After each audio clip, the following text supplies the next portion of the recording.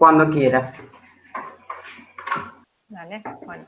Bienvenidos a la defensa de la tesis doctoral de la ingeniera agrónoma Rocío Belén Fernández, que fue desarrollada en la Escuela para Graduados, ingeniero agrónomo Alberto Soriano, de la Universidad. La defensa en lugar con modalidad a la distancia, hoy 20 de octubre de 2020. La tesis se titula Efecto del ambiente materno sobre el nivel de dormición y los patrones temporales de emergencia en dos malezas primaverales, Polygonum navicular y Amaranthus hybridus. Y contó con la dirección del doctor Diego Batla y codirección del doctor Roberto Benechán. Están participando como el doctor José Luis González Andújar, quien se desempeña en el Instituto de Agricultura Sostenible del CSIC de España, el doctor Guillermo Chantre Balaca, profesor asociado del Departamento de Agronomía de la Universidad Nacional del Sur e investigador CONICET, y el doctor Javier Boto, quien es profesor asociado en la Cátedra de Fisiología Vegetal en esta casa de estudios y es también investigador CONICET.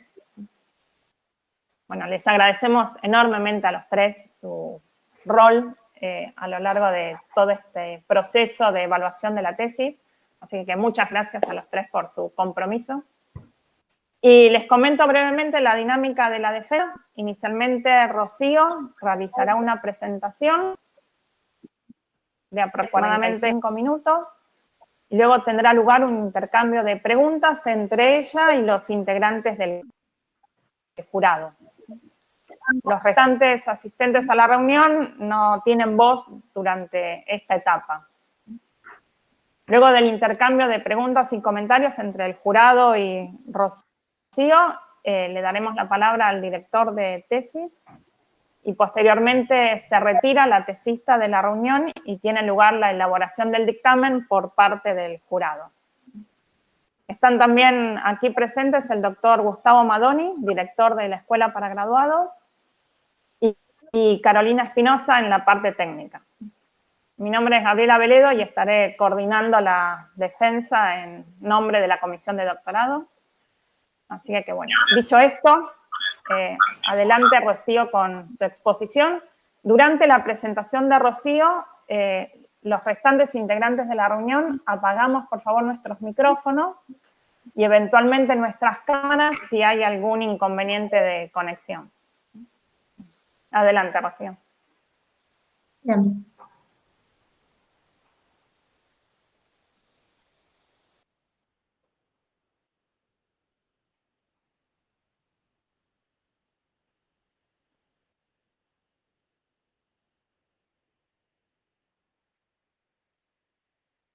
Bueno, ¿se ve bien ahí?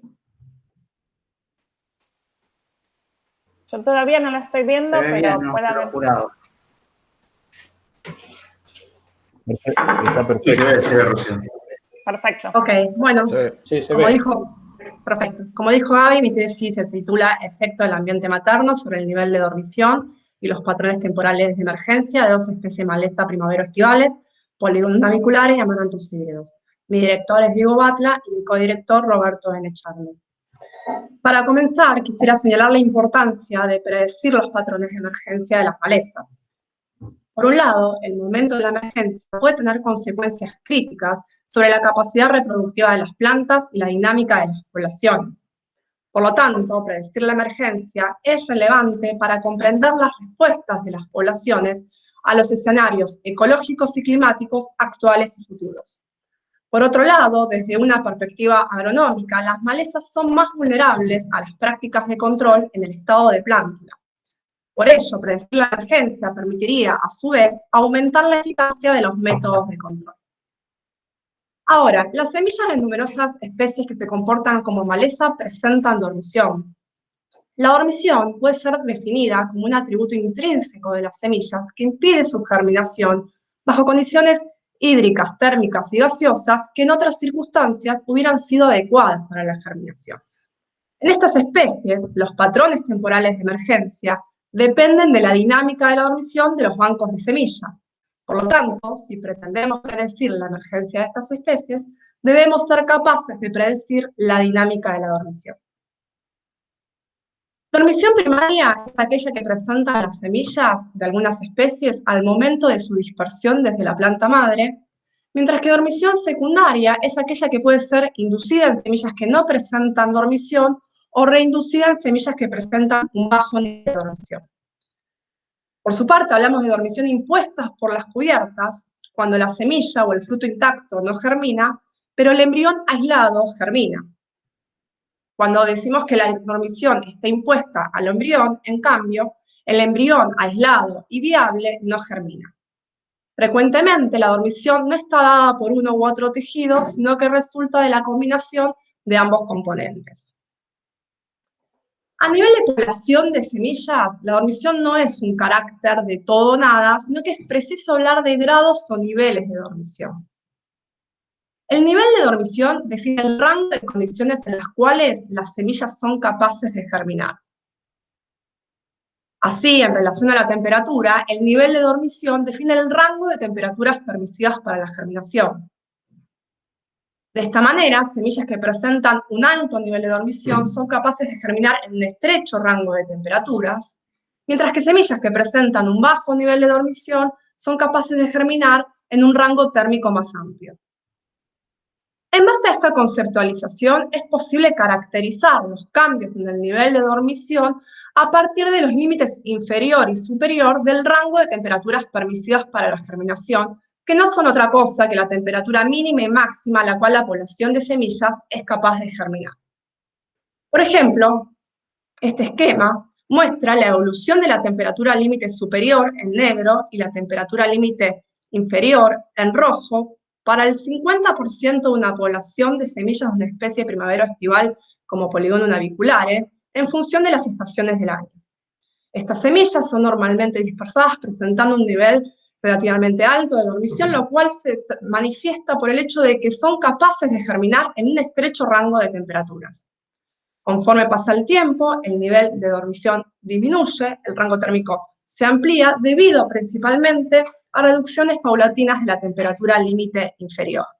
Esto es así hasta que generalmente las condiciones ambientales pueden determinar la entrada en dormición secundaria con el consecuente estrechamiento del rango de temperaturas permisivas para la germinación. Estos cambios en el nivel de dormición son principalmente modulados por la temperatura del suelo, acá graficada en azul. Así, las bajas temperaturas del invierno determinan la salida de la dormición y las altas temperaturas del verano la entrada en dormición. Cuantificar los cambios en las temperaturas límites permitiría eventualmente predecir la emergencia, ya que esta tiene lugar cuando la temperatura del suelo ingresa al rango de temperaturas permisivas para la germinación. Esta figura permite mostrar, a su vez, que la dormición es un carácter que permite a las plantas restringir tal de a los periodos donde el riesgo de ocurrencia de heladas durante las etapas reproductivas resultaría elevado, o donde las condiciones ambientales y el acortamiento de los ciclos de vida no permitiría a las plantas maximizar su producción de semillas. Este esquema resume el marco conceptual que acabo de describir. Brevemente, como dije, las semillas son dispersadas, presentando un nivel de dormición relativamente alto, el cual disminuye durante el invierno y vuelve a aumentar durante el verano en respuesta a las altas temperaturas. Estos cambios en el nivel de dormición establecen la ubicación temporal de la emergencia. Ahora bien, las semillas de algunas especies pueden requerir, a su vez, ser expuestas a factores o señales específicos como la luz y la alternancia térmica para terminar la dormición y dar lugar al proceso germinativo. Estas respuestas han sido interpretadas como un conjunto de mecanismos que permite a las plantas detectar que las condiciones espaciales inmediatas son las adecuadas para el posterior establecimiento de los individuos, ya que se trata de señales y factores fuertemente afectados por la presencia de vecinos, la existencia de gaps o claros en el canopeo y variaciones en la profundidad de entierro de las semillas en el suelo. En estas semillas, las variaciones en el nivel de dormición no solo se traducen en cambios en el rango térmico permisivo para la germinación, sino también en cambios en las respuestas a la luz y la alternancia térmica. Ahora bien, el nivel de dormición que presentan las semillas al momento de su dispersión y eventualmente la dinámica de la salida de la dormición están determinadas por el genotipo y son moduladas por las condiciones ambientales que las semillas experimentan durante su maduración en la planta madre, influencia que en el marco de esta tesis llamaré efecto del ambiente materno. El efecto del ambiente materno sobre el nivel de dormición ha sido observado en semillas de numerosas especies. Sin embargo, su influencia sobre la dinámica de salida de la dormición primaria y la dinámica de inducción secundaria son aspectos poco abordados. Más aún, aunque se ha sugerido que el ambiente materno tiene el potencial de influenciar los patrones de emergencia, este efecto no ha sido corroborado bajo condiciones de campo. Por ello, esta tesis se propuso estudiar y cuantificar el efecto del ambiente materno sobre los cambios en el nivel de dormición y los patrones temporales de emergencia en semillas del Polygonum navicularis y Amaranthus hybridus, dos especies de maleza de ciclo anual primavera-estival. Quiero señalar que, en general, referiré a dormición de semillas, pero en el caso de Polygonum navicularis, cuando analice el rol de los tejidos que imponen dormición, voy a hablar de dormición del fruto, ya que el propágulo de dispersión es un aquenio. Por ahora se ve todo bien, se escucha todo bien. Perfecto. Sí, perfecto. La hipótesis, gracias. La hipótesis 1 de mi tesis plantea que el nivel de dormición que presentan las semillas de Polygonum navicularis y Amaranthus hybridus a partir de su dispersión varía en función de las condiciones ambientales que éstas experimentan durante su maduración en la planta. La predicción asociada plantea que atrasos en la fecha de siembra, un menor fotoperíodo, una mayor temperatura, una mayor radiación y una mayor relación rojo-rojo lejano determinan una disminución del nivel de dormición. La hipótesis 2 plantea que semillas maduradas bajo el microambiente generado por la presencia de un canopeo presentan un aumento en su nivel de dormición como consecuencia de explorar una menor relación rojo-rojo lejano. La hipótesis 3 plantea que la dinámica de inducción en dormición secundaria en semillas de Polygonum navicularis varía en función de las condiciones ambientales que éstas experimentan durante su maduración en la planta madre. La hipótesis 4 plantea que el efecto del ambiente materno se encuentra, en parte, determinado por cambios en la dormición impuestas por las cubiertas de las semillas y los frutos. Y la hipótesis 5 plantea que el efecto del ambiente materno sobre la dormición determina variaciones en los patrones de emergencia de ambas malezas en el campo. Voy a comenzar mostrando los principales resultados obtenidos en el capítulo 2, los cuales fueron recientemente publicados. Con la finalidad de exponer a las semillas de Polygonum navicularis a variaciones en las condiciones ambientales durante su maduración en la planta madre, realicé fechas de siembras escalonadas a lo largo de 3 estaciones de crecimiento consecutivas. Voy a mostrar solamente los resultados obtenidos para las siembras más contrastantes de 2015 y 2016, a las cuales llamaré por la estación en la cual se realizaron. A su vez, para analizar el efecto del fotoperíodo, plantas sembradas en otoño fueron crecidas a lo largo de todo su ciclo bajo fotoperíodo natural o corto, o bien expuestas a una extensión de 4 horas a partir de floración. Como metodología general, las semillas al momento de su cosecha final fueron estratificadas, esto es, almacenadas en húmedo a bajas temperaturas, y periódicamente se realizaron ensayos de germinación. A su vez, las semillas al momento de su cosecha final fueron enterradas en el suelo y periódicamente se realizaron extracciones de muestras de semillas para evaluar la emergencia a campo. Los cambios en la fecha de siembra determinaron variaciones en el ambiente explorado por las semillas durante su desarrollo y maduración en la planta madre. Por ejemplo, la siembra de fines de otoño determinó la ubicación de estas etapas en primavera y verano, mientras que aquellas plantas sembradas a inicios de verano ubicaron a la floración y al llenado en verano y otoño. Cabe aclarar que el tratamiento de fotoperíodo no modificó la ubicación de estas etapas, por lo que el único factor que modificó fue la duración del fotoperíodo a partir de floración. Esta tabla resume algunas de las variables ambientales medidas durante el desarrollo y la maduración de las semillas en plantas sembradas en otoño en azul y verano en rojo. El atraso en la fecha de siembra determinó un aumento de la temperatura media diaria, una disminución del fotoperiodo promedio y un aumento de la radiación incidente. En relación a la producción de semillas, plantas sembradas en otoño y expuestas a diferentes fotoperiodos no produjeron una cantidad de semillas significativamente diferente, pero la siembra de verano determinó una disminución significativa de la fecundidad por planta.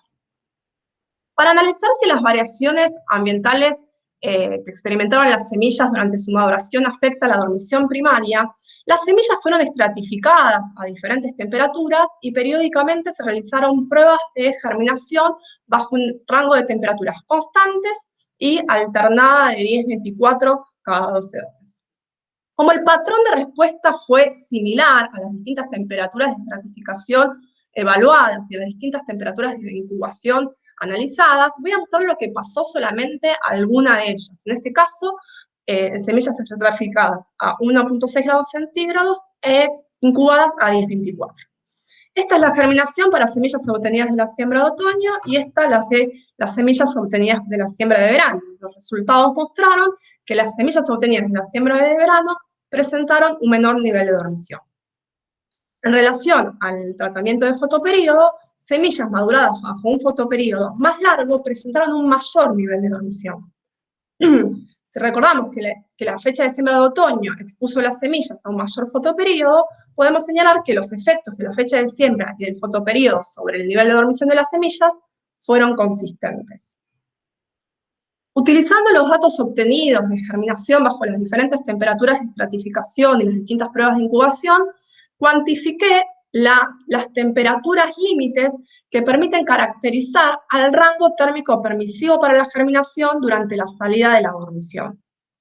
Estos parámetros fueron graficados en función de un tiempo térmico de estratificación y se ajustaron funciones que permitieron evidenciar que la amplitud del rango térmico fue mayor para semillas obtenidas de la siembra de verano, aquí en rojo, que para aquellas obtenidas de la siembra de otoño.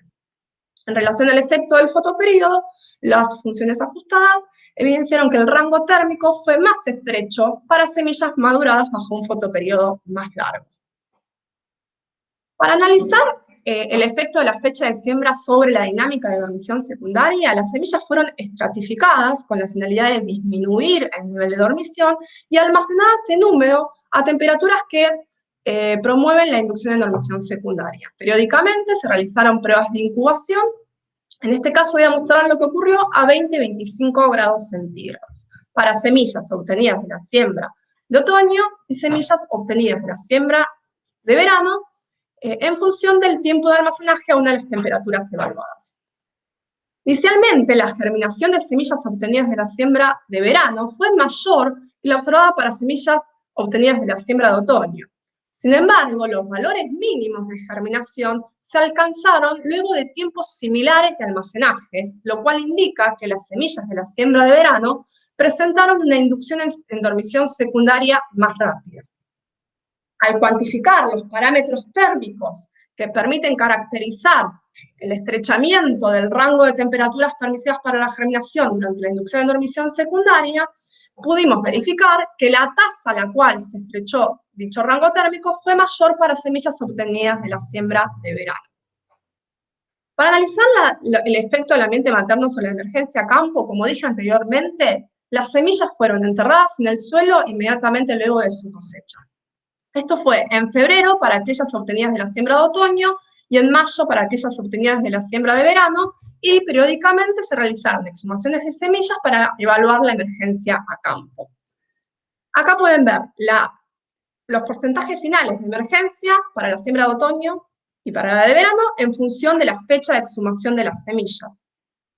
A pesar de las importantes variaciones observadas en la germinación bajo condiciones controladas, a campo observamos una clara sincronización temporal de los patrones de emergencia. En función de estos resultados nos preguntamos qué hubiera pasado si semillas obtenidas de la siembra de verano presentaran el mismo nivel de dormición que aquellas provenientes de la siembra de otoño, y para analizar esto enterré en el campo las semillas de otoño como si fueran de verano. Esta es la germinación, la emergencia medida a campo, como pueden ver. siempre fue significativamente menor a la que presentaron las semillas obtenidas de la siembra de verano, que presentaron un menor nivel de dormición. Esto no solo implica cambios en la dinámica de emergencia, sino que también tendría implicancias sobre la producción potencial de semillas de la nueva generación de plantas. Para analizar esto, modelé la producción potencial de semillas en función del momento de emergencia de las plantas y cuantifiqué cuál sería la producción para cada uno de estos tratamientos en función del número total de plántulas emergidas, dato que pueden ver en la tabla inserta. Lo que me interesa señalar particularmente es que si semillas obtenidas de la siembra de verano no hubieran presentado un menor nivel de dormición que aquellas obtenidas de la siembra de otoño, estas hubieran visto disminuida su producción de semilla potencial en un 70%. Finalmente, al analizar el efecto del fotoperíodo, aquellas semillas provenientes que maduraron bajo un fotoperíodo más largo tendieron a emerger menos que aquellas obtenidas de un fotoperíodo más corto. A modo de discusión, los resultados del capítulo 2 muestran que semillas provenientes de un ambiente de maduración más temprano presentaron un mayor nivel de dormición que aquellas obtenidas de un ambiente de maduración más tardío. Sin embargo, semillas maduradas y dispersadas en diferentes momentos mostraron la sincronización temporal de sus patrones de emergencia. Esta sincronización fue el resultado directo de importantes cambios en las tasas de salida y entrada en dormición, algo que fue previamente sugerido para la Arabidopsis thaliana por diferentes autores, pero que no había sido comprobado hasta el momento. Estos cambios ocurrirían en pos de evitar que la emergencia sea tan temprana como para exponer a las plantas a un alto riesgo de heladas durante las etapas reproductivas, o tan tarde cuando la producción de semillas cae marcadamente. El fotoperíodo, un factor que actúa como un claro indicador del momento del año, estuvo involucrado en esta regulación. En función de estos resultados, surgió la pregunta de cuál es el efecto de la temperatura, otra de las variables ambientales que cambia ante cambios en la fecha de siembra.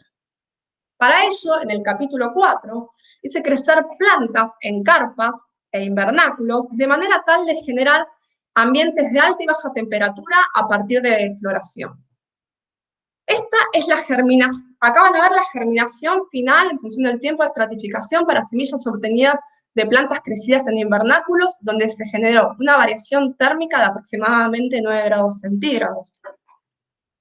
Esta es la germinación para semillas que maduraron bajo un ambiente de baja temperatura y un ambiente de mayor temperatura.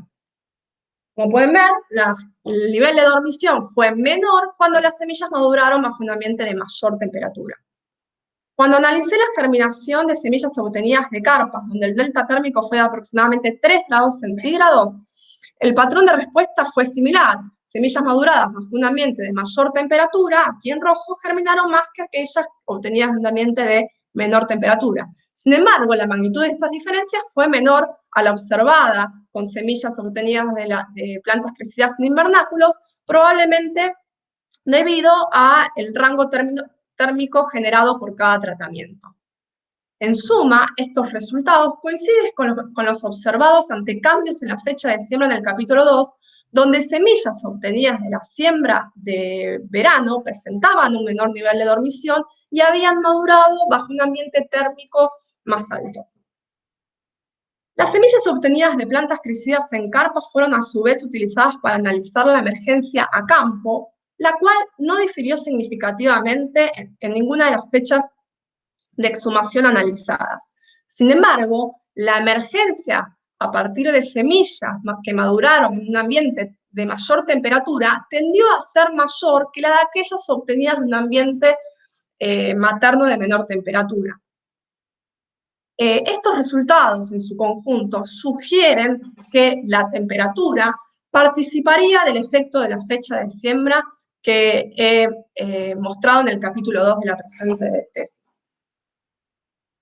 El capítulo 3 analiza cómo opera el efecto del ambiente materno en Amaranthus híbridos, con la finalidad de analizar esta influencia en otra especie primavero-estival. Para ello realicé una serie de experimentos similares a los que llevé a cabo con poligonos naviculares, es decir, fechas de siembras escalonadas en diferentes años y tratamientos de extensión del fotoperiodo a partir de inflorescencia visible.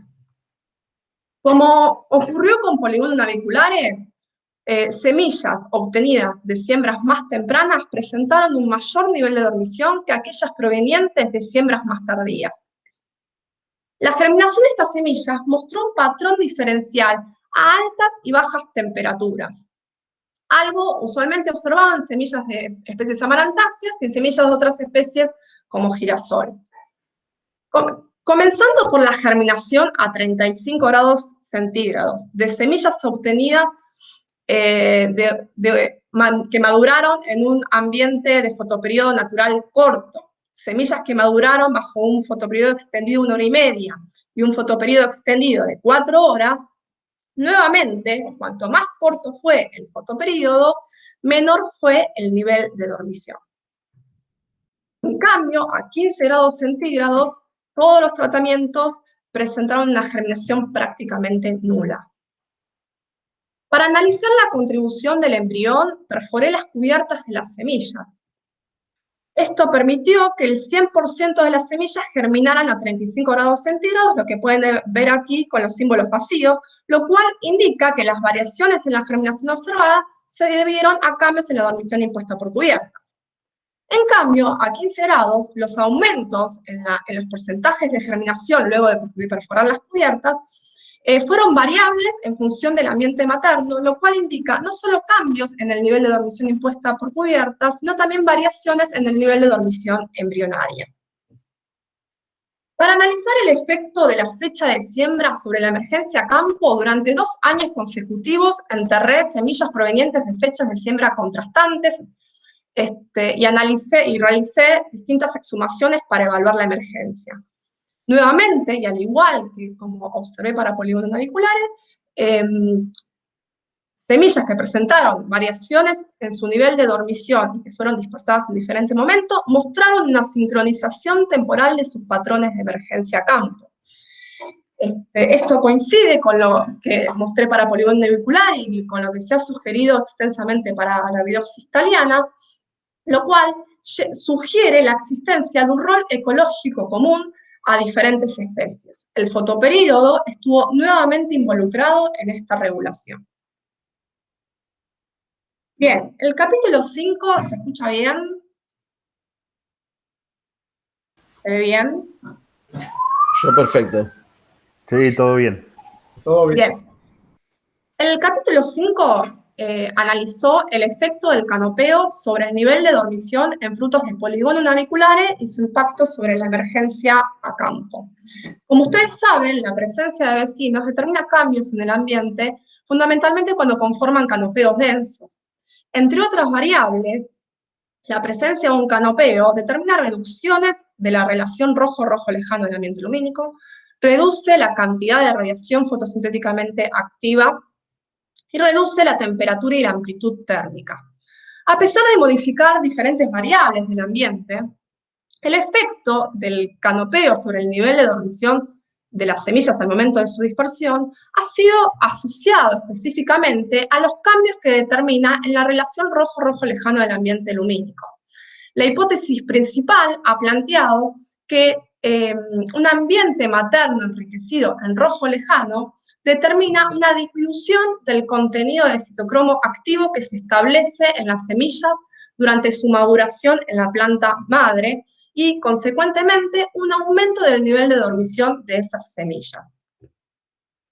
Para analizar cómo opera este efecto en Polygonum naviculae, un grupo de plantas fueron crecidas a lo largo de todo su ciclo sin ser expuestas al canopeo de un cultivo de trigo, mientras que otro grupo de plantas fueron expuestas a partir de floración al canopeo de un cultivo de trigo sembrado a una muy baja densidad de 12 plantas por metro cuadrado, o un canopeo de trigo sembrado a razón de 250 plantas por metro cuadrado.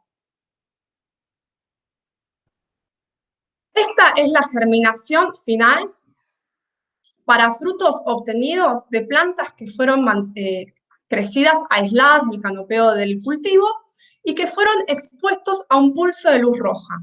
Y esta es la germinación para esos mismos frutos, pero que fueron incubados en condiciones de oscuridad constante. Esto es lo mismo, pero para frutos que maduraron bajo un canopeo denso. La maduración de los frutos bajo el canopeo denso no solo determinó un aumento de la respuesta de los frutos al pulso de luz roja, sino también una disminución de los requerimientos de esos frutos de luz para germinar. En relación a la emergencia a campo, esta tendió a ser mayor cuando los frutos provinieron de plantas crecidas bajo el canopeo denso que cuando fueron obtenidos de plantas que se mantuvieron aisladas del canopeo del cultivo. Sin embargo, solamente se detectaron diferencias significativas en las exhumaciones más tempranas, por ejemplo, en la llevada a cabo el 6 de junio de 2018. Esta es la germinación acumulada para frutos obtenidos de un canopeo denso, frutos obtenidos de plantas que fueron expuestas al canopeo de un cultivo de trigo sembrado a razón de 12 plantas por metros cuadrados, y frutos que se obtuvieron de plantas que se mantuvieron aisladas del canopeo del cultivo. Esta figura solo lo muestra en los fines de mostrar que en todos los casos la presencia del canopeo determinó una disminución del nivel de dormición, incluso cuando el cultivo fue sembrado a una muy baja densidad de 12 plantas por metros cuadrados.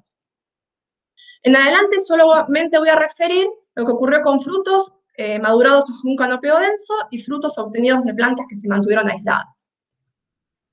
Esta es la germinación de embriones incubados en agua destilada para frutos obtenidos del canopeo denso y frutos que se obtuvieron de plantas que se mantuvieron aisladas.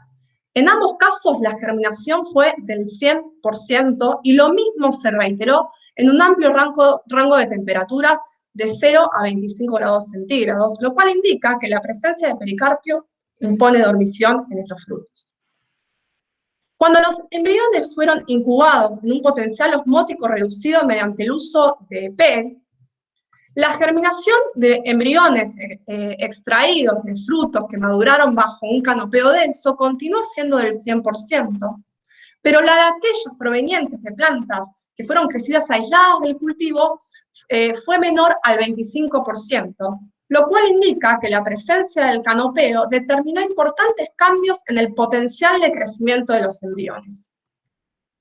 Estos cambios fueron acompañados por variaciones en la pigmentación de los pericarpios y en la conformación de las cubiertas. Por ejemplo, frutos obtenidos de plantas que se mantuvieron aisladas presentaron pericarpios más oscuros y frutos que maduraron bajo un canopeo denso presentaron pericarpios más delgados. Estas variaciones en la conformación y la pigmentación de los frutos modificó la transmitancia de los pericarpios, la cual fue mayor cuando los pericarpios fueron obtenidos de frutos madurados bajo el canopeo denso que para frutos obtenidos de plantas aisladas. En particular, la transmitancia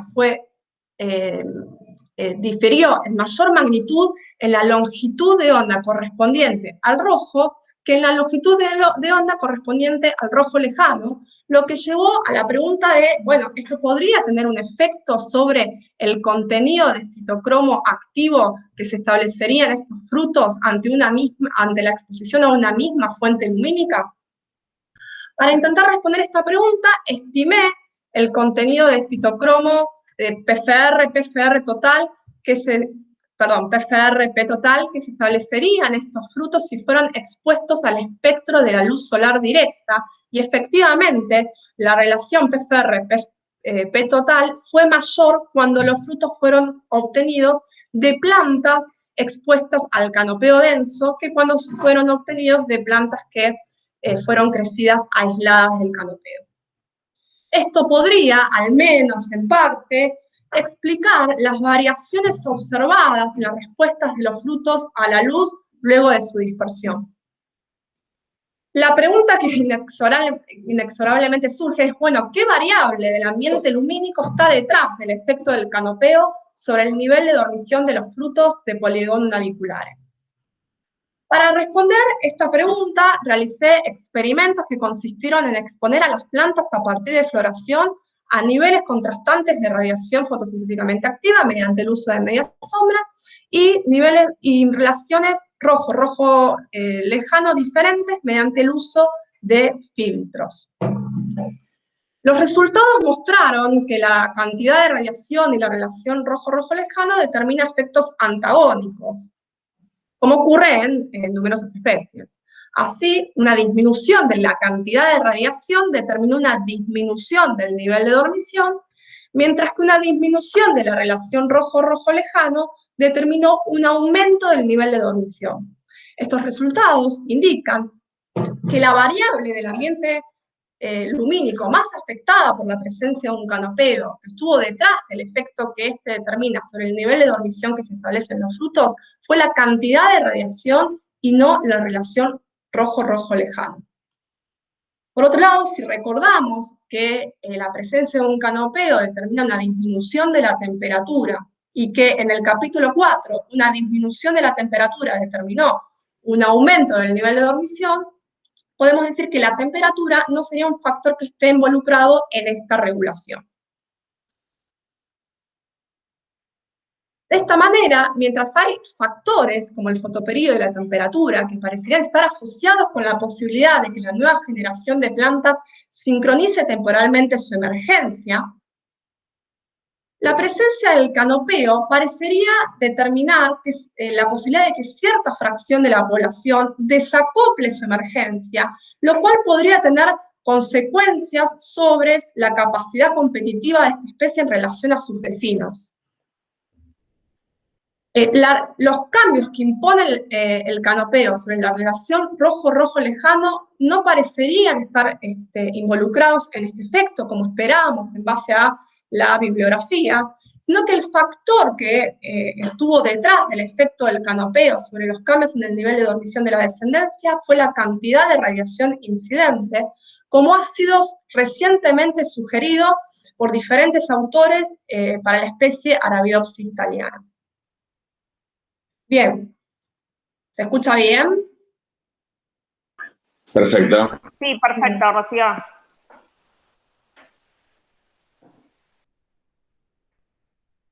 Con este esquema lo que voy a mostrar es, a mi entender, la ampliación del marco teórico que representan los resultados que he obtenido y la contrastación de hipótesis.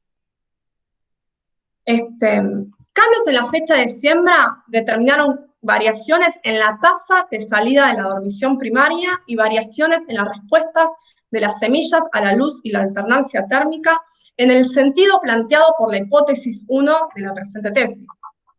La presencia del canopeo también determinó cambios en el nivel de dormición y en la respuesta de las semillas a la temperatura durante la salida de la dormición, y determinó cambios en la respuesta de las semillas a la luz y la alternancia térmica, pero en un sentido contrario al que esperábamos, es decir, la presencia de un canopeo no determinó un aumento del nivel de dormición de las semillas cosechadas, sino por el contrario, una disminución del nivel de dormición de las mismas. Por otro lado, cambios en la fecha de siembra afectaron la tasa de inducción en dormición secundaria, como habíamos planteado en la hipótesis 3 de la presente tesis. En relación a la emergencia, la hipótesis 5 planteaba que variaciones en el ambiente materno determinarían cambios en la dinámica de emergencia. Por un lado, vimos que los cambios en la fecha de siembra determinan la sincronización de la emergencia y que la presencia del canopeo determina cambios en la emergencia, fundamentalmente en el cohorte, en las exhumaciones más tempranas, a lo que vimos en las exhumaciones más tempranas. Por lo tanto, la hipótesis 5 se acepta parcialmente.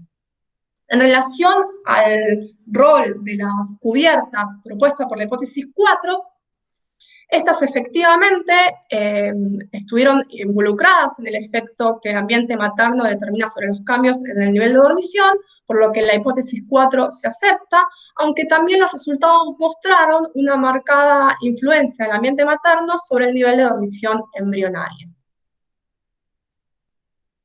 En relación a las implicancias de los resultados obtenidos, en primer lugar quiero resaltar que todos los resultados proponen que el efecto del ambiente materno sobre la dormición presenta un importante rol ecológico, tanto en relación a su efecto, al efecto de la fecha de siembra, que estuvo asociado a la posibilidad de que la descendencia sincronizara temporalmente la emergencia con el periodo que maximiza la capacidad reproductiva de las plantas, como en relación a la presencia del canopeo, que si bien su efecto debe ser estudiado con mayor profundidad en relación a la emergencia a campo, los resultados sugieren que se asociaría a la posibilidad de que cierta fracción de la población desacople su emergencia, lo cual podría determinar ventajas competitivas en relación a sus vecinos. Todos estos resultados tienen implicancias agronómicas. Por un lado, se ha sugerido extensamente que las prácticas agronómicas, al establecer qué cohortes de malezas sobreviven y dispersan semillas, tendrían una influencia sobre la dinámica de emergencia de la generación siguiente. En cambio, los resultados de esta tesis muestran que semillas producidas por diferentes cohortes de malezas y dispersadas en distintos momentos van a presentar un patrón temporal de emergencia similar. Sin embargo, los resultados ponen también en evidencia la importancia de considerar los efectos maternos sobre la dormición a la hora de generar herramientas para predecir la emergencia de las malezas en el campo. Por otro lado, los efectos del canopeo sobre el nivel de dormición reportados en esta tesis para la especie Polygonaviculares y sus potenciales consecuencias sobre la dinámica poblacional de las malezas deberían ser tenidos en cuenta cuando se estudian interacciones cultivo-malezas. Finalmente, en un contexto de cambio climático, una reflexión o una idea que surgió fue si el control materno sobre el nivel de dormición de las semillas podría constituir una vía de generación de respuestas plásticas que actúen como buffer a los cambios en el ambiente producto del cambio climático. Finalmente, quería decir que esta tesis fue el resultado del apoyo de numerosas personas e instituciones, así que quería agradecerles a todos ustedes, en particular a mi director Diego Batla y a mi codirector Roberto Benech, y al jurado por tomarse el trabajo de revisar y corregir mi tesis y realizar valiosas observaciones. Bueno, muchas gracias. Bueno, muchas gracias, Rocío, por la presentación. La pude seguir perfecto. Así que damos lugar al espacio de preguntas por parte del jurado. No hay un orden preestablecido en el cual los integrantes del jurado pueden formular sus preguntas, así que los invitamos a que inicialmente cada uno de ustedes realice un par de preguntas por cualquier inconveniente que pueda surgir con la conexión, darles la oportunidad a todos, y luego tienen plena libertad en cuanto al tiempo asignado para este espacio y cómo formular preguntas o comentarios. Así que aquel que desee comenzar con la ronda de preguntas y comentarios, adelante.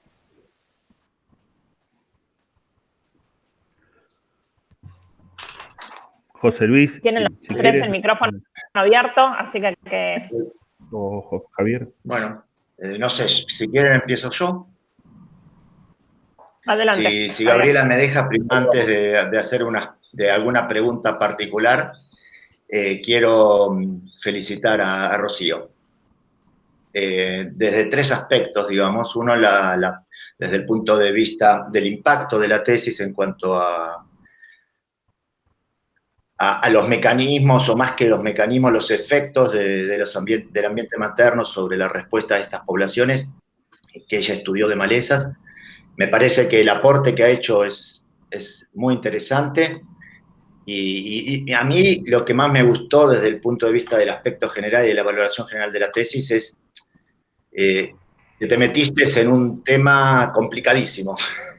La verdad es que llevar de las observaciones de laboratorio a campo y hacerse preguntas con impacto científico de calidad es mucho trabajo que se nota. Entonces ahí me entro al segundo aspecto de la valoración de esta tesis, que es también el gran esfuerzo que noto en todo el proceso, la cantidad de datos infernales que has tomado y evaluado, y la cantidad de hipótesis que has podido testear durante la tesis, me parece que se manifiesta en un esfuerzo clarísimo, y también en cómo has respondido a algunas de las cuestiones que yo te he planteado cuando leí la tesis, que a mí me encantó leerla.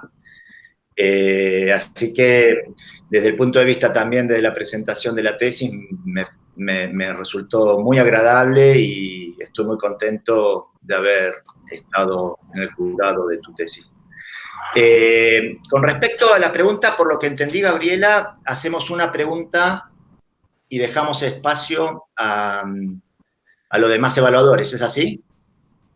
Sí, perfectamente. Inicialmente los invitamos a que cada uno de ustedes realice una pregunta y luego se van intercalando en función del tema también, que una pregunta deriva a otra.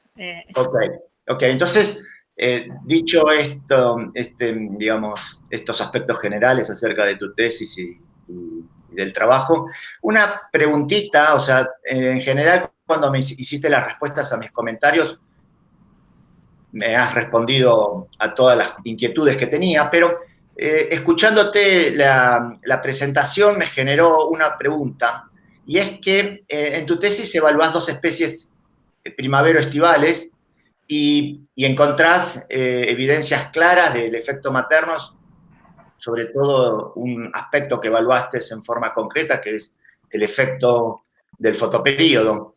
La pregunta es si vos pensás que estos efectos de los distintos aspectos del ambiente que pueden afectar los efectos maternos sobre la descendencia, ¿crees que puedan ser los mismos factores los que afecten las respuestas de emergencia de las especies invernales? O si pensás que hay otro conjunto de factores que habría que tener en cuenta si uno diseñara experimentos con especies invernales para formular tus hipótesis de trabajo. Bien. Bien, por lo que entiendo de la pregunta es ¿qué variables ambientales yo considero que podrían tener un efecto sobre la dinámica de emergencia en especies ambientales, y espero que ese efecto sea similar al que yo encontré? En el caso de las especies invernales, otoño-invernales, en primer lugar, hay un grado de complejidad usualmente mayor porque pueden tener una respuesta facultativa, es decir, tener dos cohortes de emergencia durante el año, y entonces eso complejiza un poco el estudio.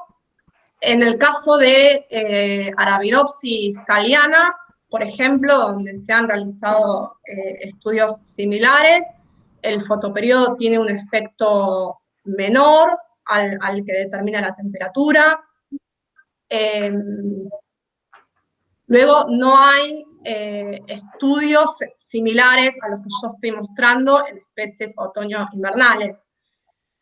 La verdad es que quiero hacer una aclaración antes de seguir hablando, y es que para mí la mayor parte de los resultados que obtuve fueron una sorpresa constante. Yo esperaba cosas muy diferentes a las que obtuve, lo cual lleva a verificar algo que debería ser una regla, que es ojo con la extrapolación. Y entonces los factores que yo veo que determinan una gran influencia bajo condiciones controladas pueden no determinar esa influencia a campo, o pueden no ser los que jerárquicamente están detrás de esa influencia a campo. De todos modos, pienso que, dado que el fotoperíodo y la temperatura actúan como claros indicadores del momento del año, pienso que su utilización como señal ambiental por parte de las plantas debe ser bastante generalizable, y que el control materno sobre la dormición presenta un rol ecológico que los resultados sugieren, por más que solamente lo analicen dos especies, que debe ser bastante transversal. Luego, si el factor involucrado es diferente, o el que más efecto determina es diferente para cada especie, bueno, no me parece algo difícil de esperar. De todos modos, yo y tuviera que hacer un experimento con especies otoño-invernales, empezaría por estos factores nuevamente. No sé si respondí tu pregunta. Gracias. Gracias. Dejo lugar a otro evaluador. Bueno, si quieren sigo yo. Rocío, bueno, primero que nada, bueno, agradecer a la escuela por la invitación. Evaluar este tipo de tesis es realmente algo muy, muy lindo y se aprende mucho. Y bueno, en primera instancia agradecerles a todos ustedes. Y bueno, vos, Rocío, el trabajo también, coincido con lo que dijo Javier, es un trabajo espectacular, me gusta mucho el tema, así que fantástico.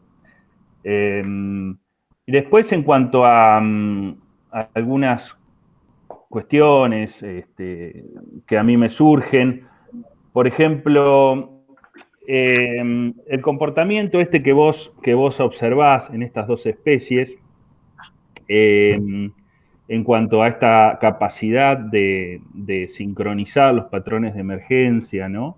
A pesar de las variaciones ambientales que ocurren durante la formación de las semillas.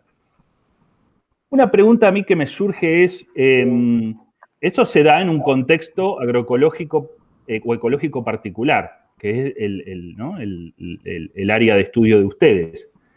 ¿Qué podría pasar si a esa especie o a esas dos especies uno las pone en un ambiente semiárido, como es el ambiente en el que trabajo yo, ¿no? Es un ambiente más impredecible, donde la ocurrencia de las precipitaciones, sobre todo, tiene un impacto fuerte en la dinámica de las malezas, y pienso, sobre todo, hablando de un poco lo que dijo Javier, preguntando respecto de las malezas invernales, en avena fatua. Por ejemplo, avena fatua es una especie facultativa que tiene patrones de emergencia muy, muy dispares. Entonces, a lo mejor, ampliando la pregunta que hizo Javier, ¿no? ¿Qué otros factores se podrían considerar en el estudio de especies invernales facultativas? ¿O qué pasaría con estas dos especies? Como yo pregunto, ¿no? ¿Qué pasaría si uno las lleva a otra, las saca o vos las extraes de tu zona de estudio y las metés en una zona semiárida? ¿Ocurrirá lo mismo? Es una pregunta hipotética, ¿no? ¿Qué sé yo? Para pensar un poco. ¿Ocurrirá lo mismo en cuanto a la dinámica de los efectos maternos? Porque, no sé, al menos este resultado muy bueno que vos encontrás de esta sincronía, me parece que es fantástico en una condición ambiental relativamente estable. Pero si vos tenés un ambiente más impredecible, con variaciones en las lluvias, en la temperatura, ¿qué puede pasar con respecto a la supervivencia de esas especies, ¿no? O cómo lidiarían esas especies con los ajustes al ambiente. Que esa es más o menos mi pregunta, que bueno, es un poco desordenada, pero no sé, ¿qué te parece a vos? Bien. En principio, la dormición es un carácter muy complejo y hay muchísimas variables que regulan los cambios en el nivel de la dormición de las semillas. En el caso de mi tesis, solo analicé lo que ocurre cuando las condiciones hídricas a las cuales son expuestas esas semillas durante su post-maduración e incluso durante su desarrollo en la planta madre no son limitantes. Por lo tanto, todo lo que voy a decir en adelante es especulativo, ¿no? Pero creo que tu pregunta apunta a eso. Sí. Creo que la señal ambiental sigue siendo muy fuerte. Yo analicé qué ocurre en semillas obtenidas de biotipos traídos de Bariloche, de zonas un poco más áridas de Chile, traídas de, bueno, no sé, 5 lugares con ambientes contrastantes, y la dirección de la respuesta fue la misma. Atrasos en la fecha de siembra determinaron un aumento en el nivel de dormición. Yo lo que creo es que el efecto sería el mismo, podría cambiar la magnitud, y luego lo que ocurriría es que una vez que las semillas son dispersadas, otros factores podrían adquirir otra jerarquía u otra magnitud. Por ejemplo, el contenido hídrico del suelo. Entonces, quizás el efecto del ambiente materno sobre la sincronización tenga un rol en años un poco más húmedos y otra influencia en años un poco más secos. Pero la influencia general pienso que sería lo mismo. La dormición es un mecanismo que va a permitir, en definitiva, que la emergencia ocurra cuando esas condiciones de humedad están dadas y garantizan la supervivencia y el desarrollo de esas plantas. Es un mecanismo aguas arriba en este sentido, que permite a las plantas maximizar su fitness bajo estos ambientes y bajo ambientes áridos. De hecho, ensayos realizados por aquellas localidades a las cuales referís, analizando el efecto del ambiente materno, muestran la complejidad. Por ejemplo, me estoy refiriendo a algunos papers recientemente publicados por tu grupo, muestran que es mucho más difícil analizar estas cuestiones porque a veces la emergencia es totalmente reducida de las plantas.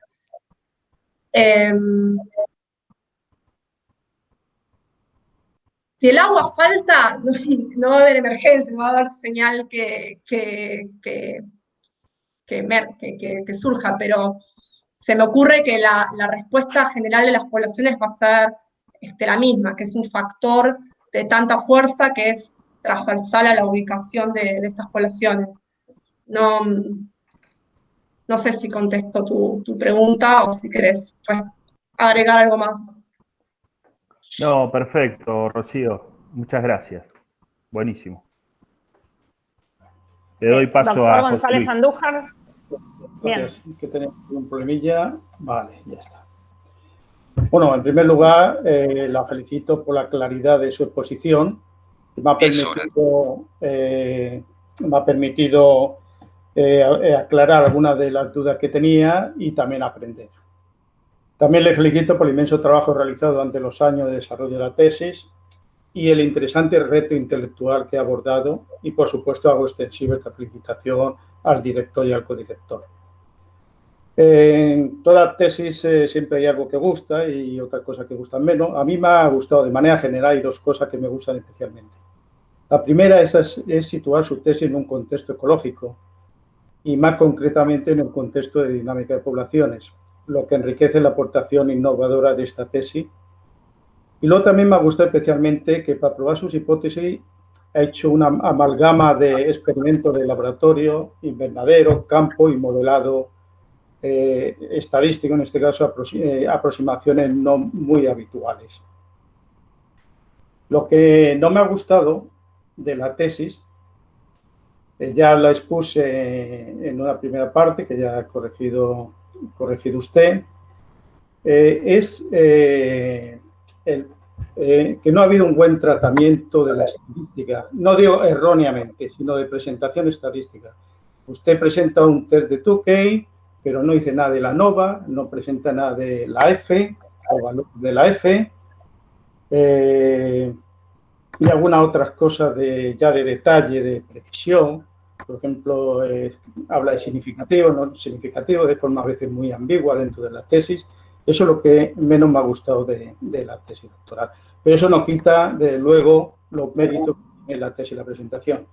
Y para pasar a una pregunta concreta, hay una cosa que a mí me ha llamado la atención. En tema de dinámica de poblaciones, pues ha visto que en el largo tiempo las poblaciones dependen del año anterior. Hay una correlación interanual. Entonces eso explicaría el efecto Martenau, o al contrario, su tesis explicaría desde un punto más fisiológico esa correlación que hay en las poblaciones, la dinámica de poblaciones en el tiempo. Pero también se ha comprobado que en algunos casos hay también una relación con la población que había 2 años atrás. algunos trabajos desde el punto de vista de dinámica de poblaciones y en poblaciones. Entonces, mi pregunta y curiosidad me sugiere si se podría haber, igual que hay un efecto maternal, podría haber un efecto de la abuela, por decirlo de alguna forma. Sí, sí, hay trabajos que muestran eso. Pero no sé si su pregunta apunta a mis resultados específicamente o en general. No, los resultados que hay se ven desde el punto de vista numérico de las poblaciones, no desde el punto de vista fisiológico, que hay un efecto de 2 años atrás. Eso me lleva a la pregunta si el ambiente que ha experimentado la abuela también tiene un efecto sobre la población 2 años después. ¿Qué piensa usted? Entiendo que su pregunta es si en la naturaleza años anteriores podrían influenciar la dinámica de las poblaciones 2 años después, por ejemplo. Exactamente. Usted ha apuntado con su estudio con el efecto maternal que influye en el año siguiente. Eso explica muchos de los trabajos que hay de dinámica de poblaciones del efecto de un año a otro de las poblaciones y se modela eso. Entonces también se ha visto en las poblaciones con efectos 2 años atrás. Entonces, a ver si el ambiente que ha vivido la semilla abuela puede también un efecto sobre la población pasados 2 años. Es una explicación. Sí, hay trabajos que muestran eso, incluso el efecto paterno. O sea, sí, hay trabajos que muestran que puede haber un efecto incluso del ambiente que las plantas experimentan no solamente en la etapa reproductiva, sino durante su etapa vegetativa, previo a la maduración, a la generación y la maduración de las semillas. Sí, el efecto del ambiente es mucho más complejo del que yo abarqué. Yo abarqué una generación de efectos, pero podría haber efectos de más años. Lo que pienso es que mi objetivo fue mostrar grandes respuestas de una generación a otra y su impacto sobre la dinámica poblacional. Creo que a nivel de dinámica poblacional, el efecto que tiene la generación anterior, lo que usted llama sus abuelos, tendría un impacto ecológico menor. Pero sí es cierto que se ha encontrado dicho efecto y que incluso cambios en el ambiente durante las etapas vegetativas también pueden tener un impacto sobre el comportamiento de la descendencia, no solo a nivel de cambios en la dormición de las semillas, sino en otras características que hacen a la supervivencia y al éxito reproductivo de las plantas, como el vigor de la plántula o la tasa de crecimiento inicial de las plántulas. No sé si contesto su pregunta. Sí, más o menos. Bueno, si quiere volver a preguntarla, porque quizás no la estoy comprendiendo del todo. Bueno, ahora según el proceso pasaría a otra pregunta, ¿no? Ok. Sí, lo invitamos, doctor Andújar, a que si desea continuar con la ronda de preguntas y si la temática es afina a comentarios que tengan Guillermo o Javier, se pueden ir sumando, intercalando entre ustedes. Yo quería hacer una consulta sobre unas cosas de la sincronización. Sí, adelante, Javier. Asociado un poco a una de las preguntas que hubo de Guillermo. En polígono naviculares, ese paso en donde evaluaste en el campo la emergencia en las dos poblaciones, en las poblaciones que fueron producidas de la corte del otoño y la del verano, se veía claramente que las del verano sincronizaban con las del invierno en el campo, excepto en una fecha. O sea, son 7 fechas, por ahí a mí me hubiese gustado ver más fechas, pero obviamente es muchísimo trabajo. Me da la sensación que el modelo se te ajusta perfecto, la verdad que está buenísimo, pero son 7 fechas. De todas maneras, se nota que para la publicación de los datos los evaluadores lo consideran suficiente, pero igual me llama la atención una fecha, que es la del 23 de septiembre. Sí. Y me gustaría entender, porque no conozco mucho de modelos, la diferencia del dato que vos evaluás en el campo es muy distinto entre las dos cortes o las dos poblaciones. Ahora, en el modelo se te ajusta. La pregunta es, ¿no es no es demasiado distinto el dato real que observaste en el campo para poder decir que hay una perfecta sincronización? La sincronización a la que yo hago referencia es temporal y no niego la posibilidad de que haya variaciones en la magnitud de la emergencia. De todos modos, para entender, Rocío, lo que vos ves en términos de modelos es las tendencias, o me confundo, sí. Las direcciones. Sí. Okay. Yo ese tema, perdón. No, decía que ese tema me parece interesante, el uso del modelo. No tenemos que fijarnos en los datos cuantitativos, sino en la tendencia, en la aproximación cualitativa del modelo, que a mí me parece un enfoque muy interesante y complementario de lo que usted ha estado haciendo. Sí, interpreto que sin los modelos me hubiera costado un poco más linkear lo que pasaba bajo condiciones controladas con lo que pasaba en el campo. Desde ese punto de vista, creo que la tesis en ese sentido hace un aporte metodológico o intenta hacer un aporte metodológico que a mi entender es interesante. Y si bien implica la realización de un número mucho mayor de experimentos, porque para hacer esos modelos hay que evaluar mayor cantidad de temperaturas y demás, permitió realmente mostrar la conexión que había. De hecho, hay muchos papers que dicen el efecto del ambiente materno que uno ve en el laboratorio, luego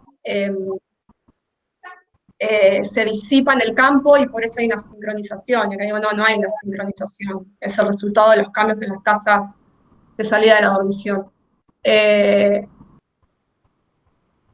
Pero creo que me interrumpieron y no te contesté a vos, Javier, la pregunta que habías hecho.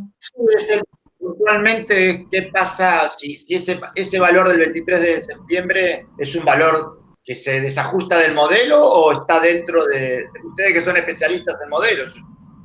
¿Cómo lo consideran ese valor tan distinto puntualmente? Porque además otras 6 fechas se ajustan muy bien.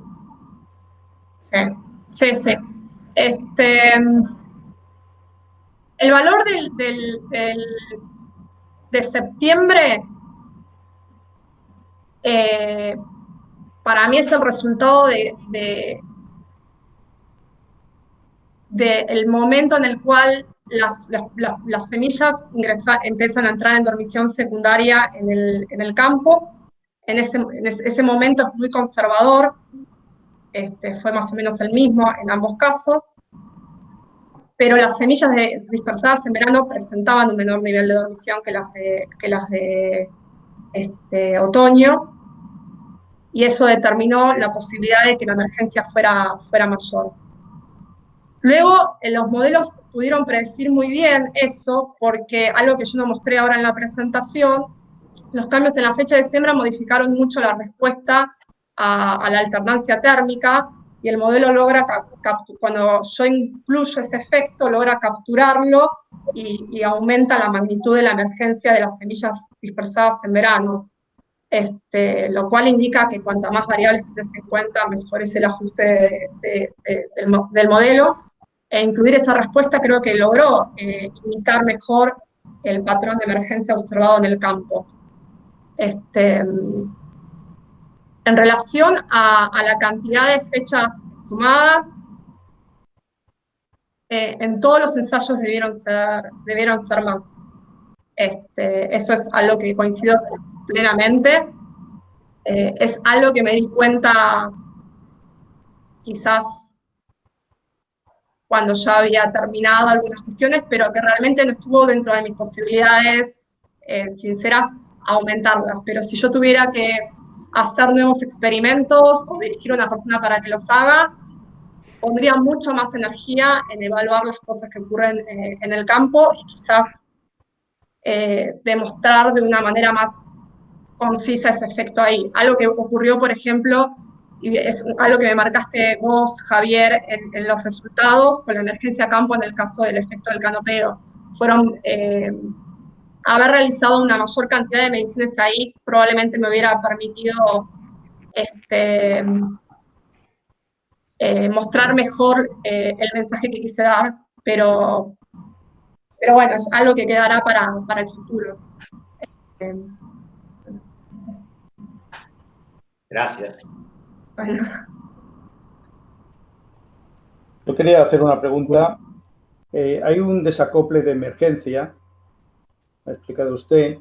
A mí me gustaría que me explicase ese desacople de emergencia en un contexto de cambio climático. ¿Cómo puede ayudar a mitigar o adaptarse al cambio climático la planta?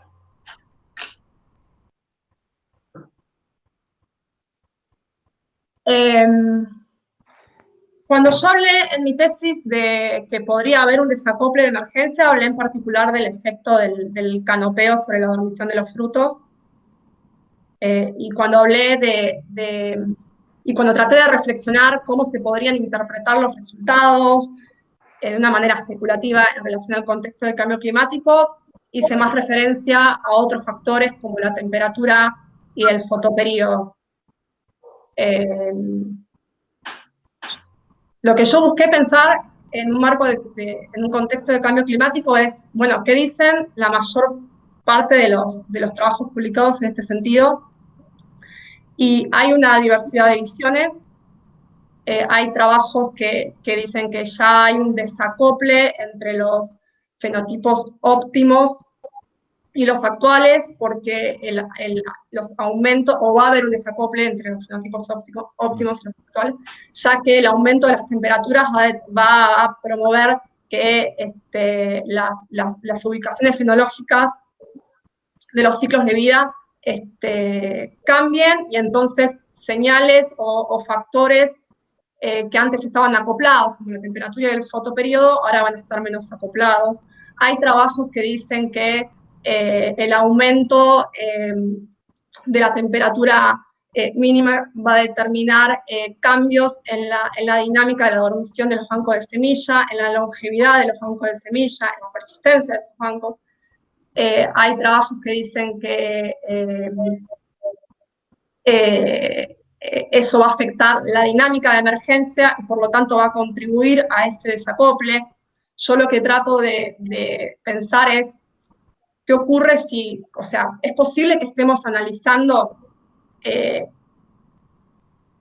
ocurre sobre las etapas reproductivas de la planta, qué ocurre con la emergencia de las campas, con la dinámica de emergencia de las plantas, sin tener en cuenta qué ocurre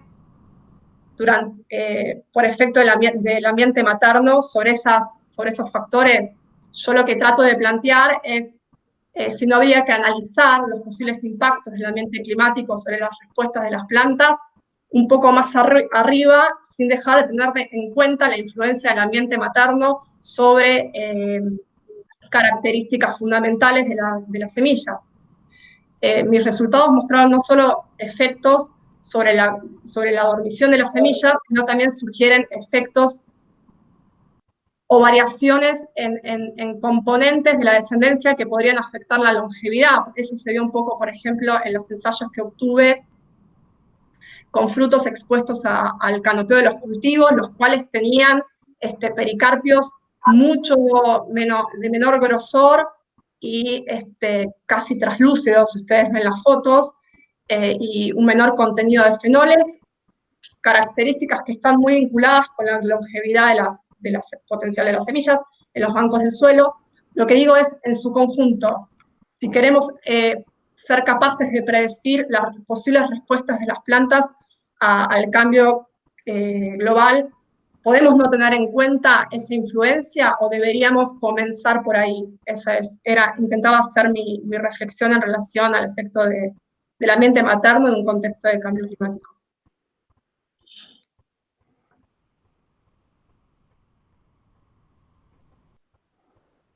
Bien.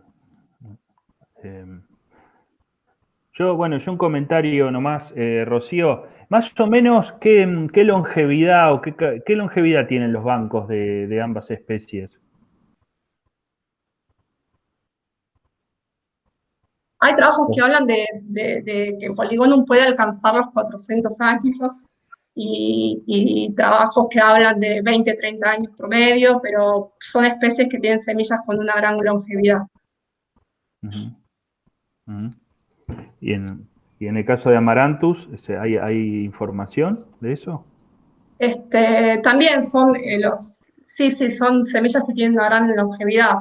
Hay datos que muestran, o trabajos publicados que hablan de 100, 200 años,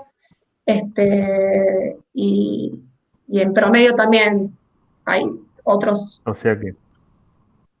sea que todo esto que vos estás explicando en términos, claro, ecológicos puede tener un impacto directo en la capacidad de adaptación frente a estos cambios ambientales. Yo pensaba también no solamente en el cambio climático, sino, por ejemplo, el efecto del niño o la niña, ¿no? Cómo eso va a incidir en la demografía de las poblaciones. Porque hay algunos estudios, no muchos en malezas, ¿no? Pero ese es otro tema, otro nicho de estudio muy, muy interesante, ver cómo influyen esas variaciones climáticas globales sobre la dinámica de las especies. Eso es otro tema interesante. No, y bueno, y para terminar, con respecto al efecto de la luz, ¿cómo se podría seguir, o no sé si vos tenés pensado, o alguien del grupo, continuar con los estudios relacionados con respecto a la radiación? Porque, por ejemplo, hay algún trabajo publicado, posiblemente vos lo hayas visto, de Lérida, de la Universidad de Lérida, donde ajustan algunos modelos con la componente fototermal o fotohidrotermal. Y bueno, en el caso ahí no estudian el efecto materno, si no recuerdo mal, pero sí logran mejores ajustes de las emergencias incorporando ese indicador. Es decir, que ahí posiblemente quizá haya algún efecto materno detrás. Es decir, si eso, no sé si desde el punto de vista del trabajo que están haciendo ustedes, eso sería de incorporar o no, o sería, se pueden modelizar los datos sin tener en cuenta esa variable.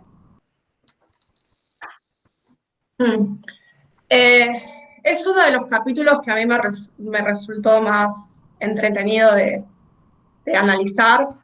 Los resultados fueron muy sorprendentes para mí.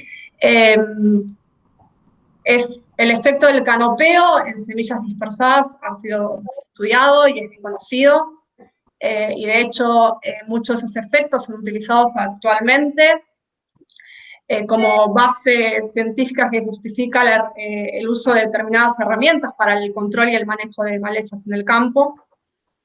En relación al efecto del canopeo cuando este está presente durante la maduración de las semillas, hay muy pocos trabajos que analicen sus consecuencias sobre la dinámica de emergencia y muy pocos trabajos que lo aborden desde la complejidad que tiene, la cantidad de factores que afecta. Yo creo que sí, que se puede. La primera pregunta que a mí me gustaría contestar, igual antes que ponerme a modelar, es al igual que con fechas de siembra y sincronización de la emergencia, es verificar estos resultados en otras especies. Antes de ponerme a modelar esto, me gustaría contestar esa pregunta.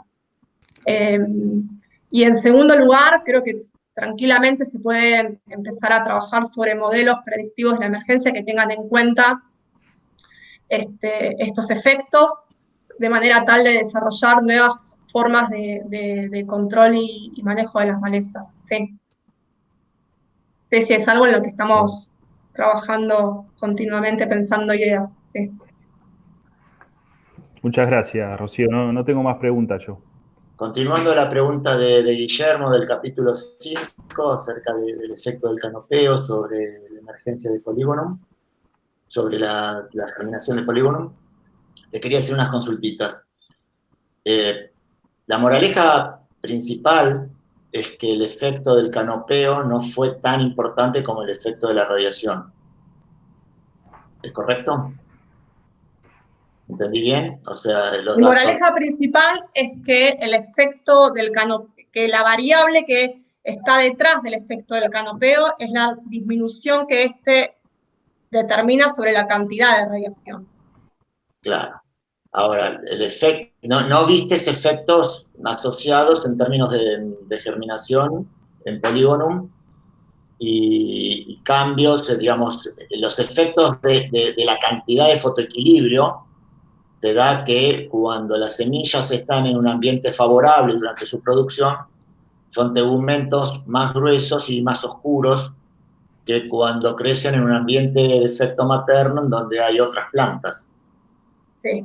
Y ahí lo que, digamos, la pregunta es si esos efectos del canopeo entonces están asociados con el fotoequilibrio, son efectos indirectos, porque en realidad los efectos centrales los ves asociados por la disminución de la luz. Quiere decir que un experimento posible, si entiendo bien cómo fue todo el diseño experimental, sería evaluar los efectos de la calidad de luz en forma independiente de la radiación. Y eso se puede hacer fácilmente con un experimento en donde uno podría pilotear, no el efecto del canopeo, el efecto de la densidad es un efecto muy complejo porque tiene muchas variables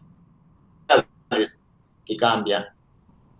Fotones de luz azul, fotones de luz roja, cantidad de radiación. Entonces digo, ¿no sería bueno tener un diseño experimental en donde uno pudiera separar esas tres variables que son las que contribuyen al efecto luz, de calidad de luz, digamos, y cantidad de luz, en una futura aproximación experimental, además de probar tal vez en otras especies, porque esto también son especies dependientes, los efectos de las variables. Entonces, esos, digamos, pongámonos, digamos, no, ¿cómo lo ves a eso? O sea, porque obviamente hoy con los datos, los resultados del día de ayer es fácil poder diseñar nuevos experimentos teniendo en cuenta esos datos, pero ¿vos cómo lo ves? ¿O cuál fue tu experiencia? Y creo que indaga un poco hacia las líneas futuras que te preguntó Guillermo acerca de los efectos de la luz. Analicé el efecto de la relación rojo-rojo lejano, como sabes, Javier, que es uno de los factores. Tanto la relación rojo-rojo lejano como otras longitudes de onda que se saben que el canopeo afecta, tal como el azul o UV, sabes que generan en general, y en polígono no apicular ocurre porque un aumento en el nivel de dormición de las semillas. Con lo cual, esos resultados van en contra del efecto del canopeo observado para esta especie en particular y en el contexto evaluado en el marco de mi tesis. Pero en ese sentido creo que mis resultados son contundentes, si bien sí, debo realizar más experimentos para demostrar con mayor rigurosidad este efecto. De todos modos, quiero señalar que dos cosas. En los ensayos de filtros que dieron el resultado, el primer año hice canopeo y dio para el lado contrario de lo que esperaba, lo cual me llamó la atención, pensé que había un efecto año. Al segundo año analicé de vuelta canopeo, filtros de que cambiaban la relación rojo-rojo lejano y el uso de medias sombras, y la cosa volvió a dar igual para el canopeo y contraria para la relación rojo-rojo lejano. Al año siguiente vuelvo a hacer lo mismo, pero además realizo una serie de experimentos que no salieron bien, uno muestra lo que sale bien, pero no salieron bien metodológicamente cuando los apliqué, que fue irradiar con rojo y con rojo lejano a las plantas, con rojo a plantas creciendo debajo de un canopeo. Bueno, no salió bien el experimento y lo volvería a hacer utilizando una mayor cantidad de flujo de fotones en el caso rojo, o lámparas que provoquen una magnitud del efecto más marcada, pero lo que traté de hacer es restituir los dos componentes del ambiente lumínico que estaba tratando de analizar en el marco de la presencia de un canopeo, y no salió como esperaba, no por los resultados, sino porque no pude aplicar correctamente el tratamiento, y eso fue en mi último año de ensayo. Pero creo que hace falta ese experimento y que puede haber ahí una línea que busque demostrar que el factor que está involucrado es aparentemente la radiación, la cantidad de radiación, y tratar de profundizar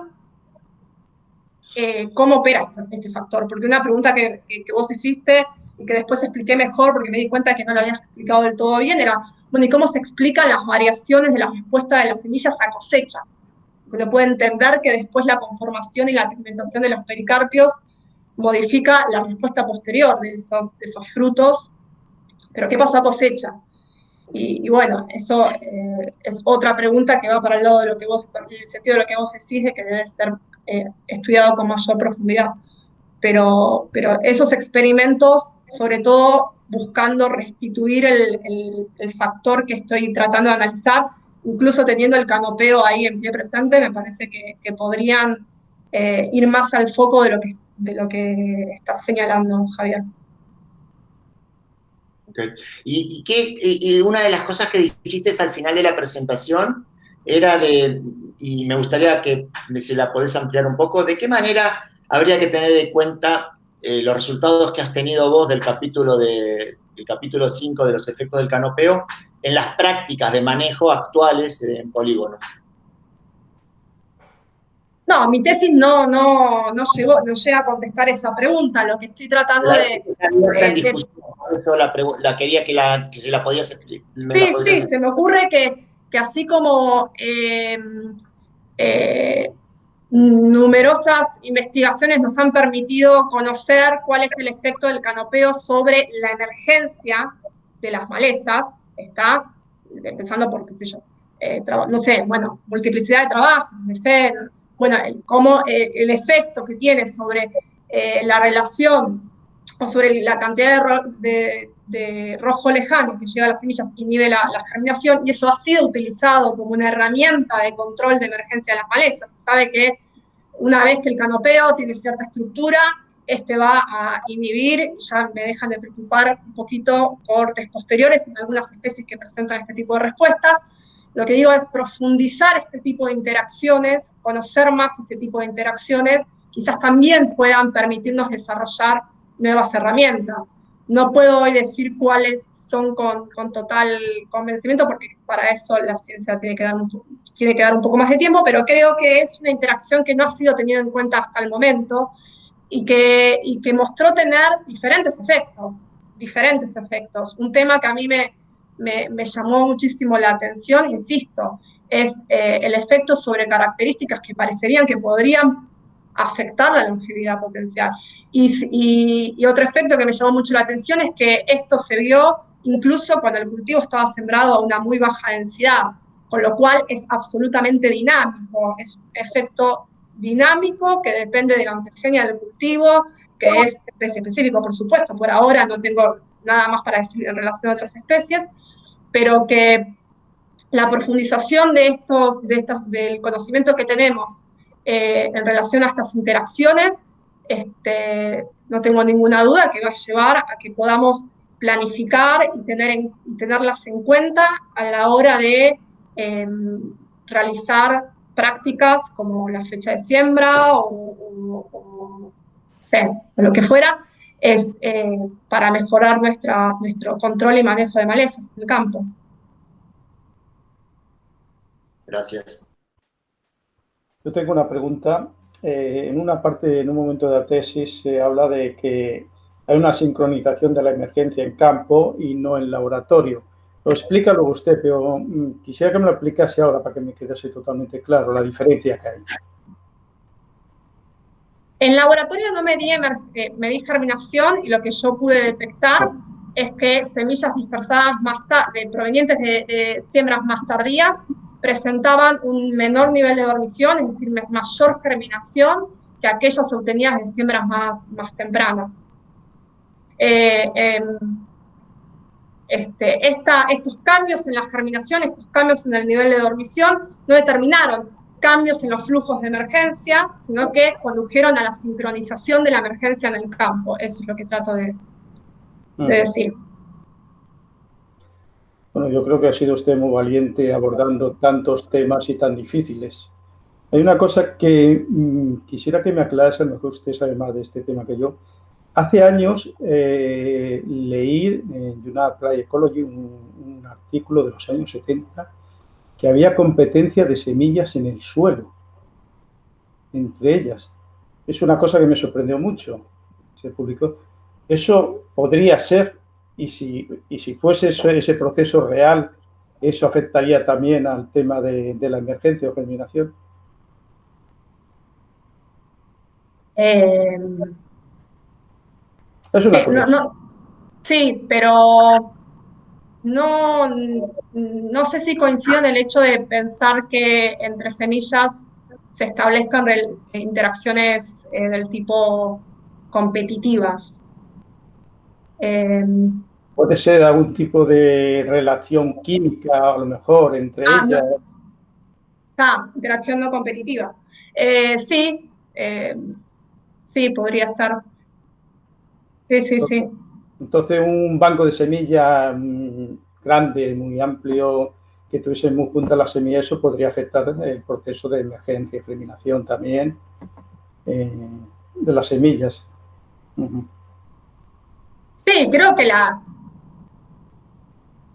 todas estas influencias, estas interacciones de las que usted habla existen, hay un montón de trabajos que hablan al respecto, pero que la magnitud del efecto de la temperatura del suelo y del contenido hídrico de las semillas durante su entierro es una magnitud mucho mayor a lo que pueda establecer este tipo de interacciones.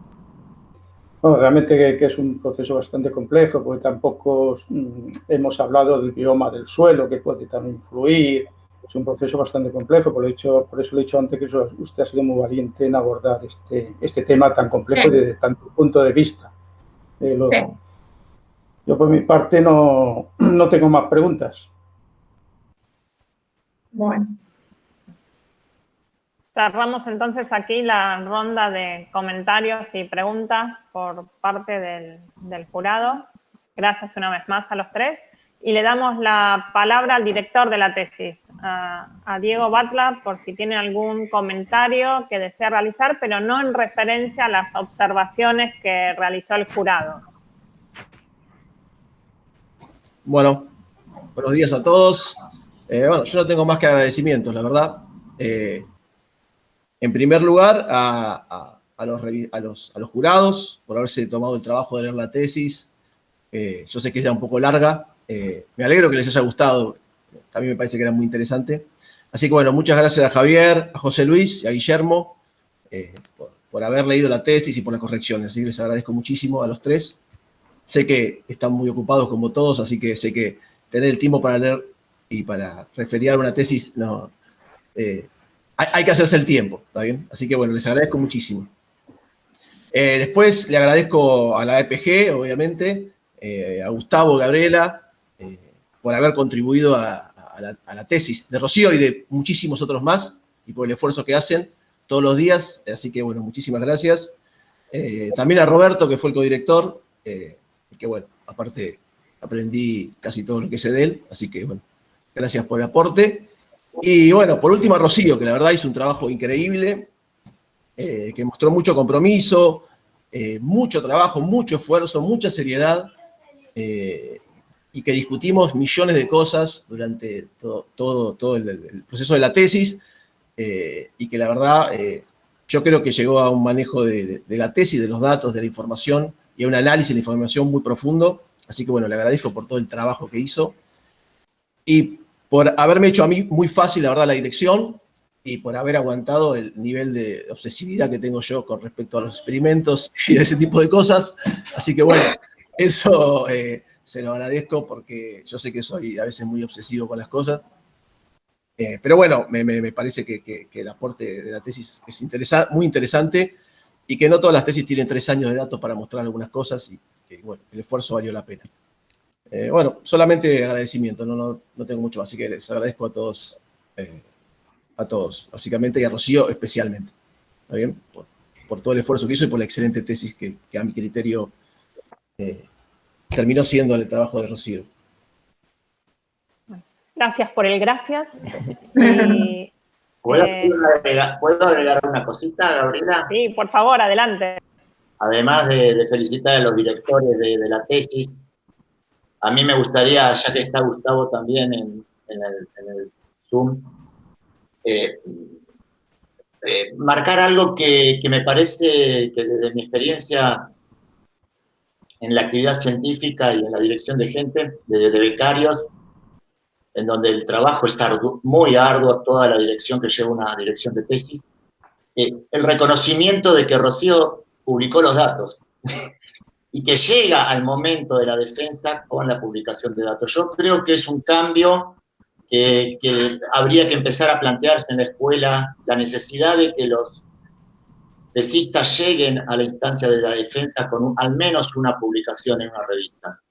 Ya no estamos hablando del cuartil de la revista, estamos hablando de la publicación, porque es una obligación que tenemos como científicos también publicar los datos, porque estas investigaciones llevan mucho tiempo, mucho esfuerzo, pero además mucha plata del público, del Estado nacional, de los gobiernos, y yo creo que es la mínima contribución que los tesistas y los directores tenemos que hacer a la generación de conocimientos.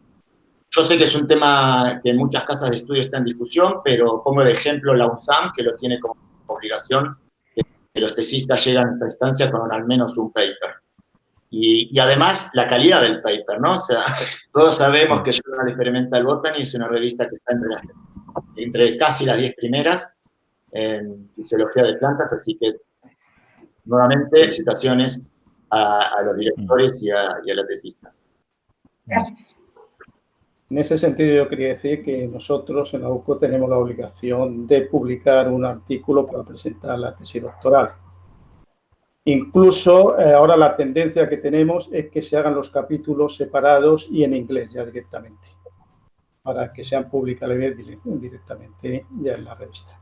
Yo creo que eso es lo que se debe hacer y también estamos teniendo la presión para que sea incluso esa publicación en abierto también.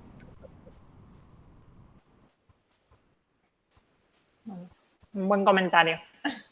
Le damos la palabra a Gustavo Madoni en calidad de director de la EPG y cerramos luego la defensa.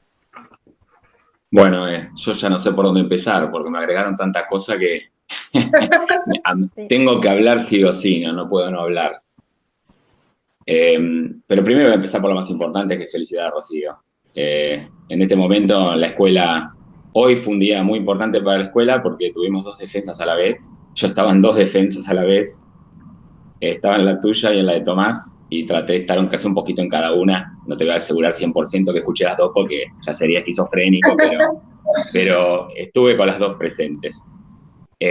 Y una cosa que hablábamos con Gabriela Aveledo ayer cuando estábamos tratando de ver cómo iba a ser yo para estar a las 2, era que me parece que es muy importante que la escuela hoy haya tenido un egresado del área académica y un egresado del área profesional.